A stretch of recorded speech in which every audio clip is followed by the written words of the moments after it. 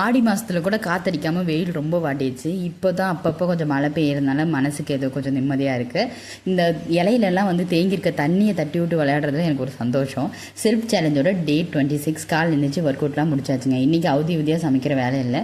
ஏன்னா அப்பா வந்து வேலைக்கு போகல. இன்றைக்கி நம்ம வயலில் பயிர் நடுது. அதனால் இருந்தாலும் பரவாயில்லன்னு மதியத்துக்கு சேர்த்து தான் காலையிலேயே சமைச்சிட்டேன்.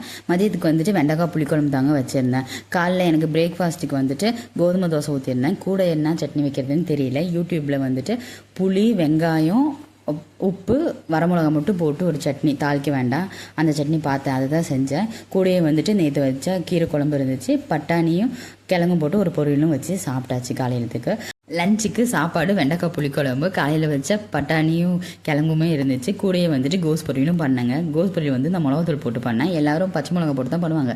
ஆனால் எனக்கு மிளகாத்தூள் போட்டு பண்ணால் பிடிக்குங்க. எல்லாம் வச்சு சாப்பிட்டாச்சு. நான் 11th 12th வந்து ஹாஸ்டலில் இருந்தேன். அந்த டைமில் குழம்பு நல்லா இல்லை அப்படின்னா ஹாஸ்டலில் வெள்ளை சாதம் மட்டும் வாங்கிட்டு வந்து மிளகாத்தூள், உப்பு, தேங்காய் எண்ணெய் இதெல்லாம் போட்டு நல்லா பரட்டி சாப்பிடும் போது டேஸ்ட் சூப்பராக இருக்குங்க.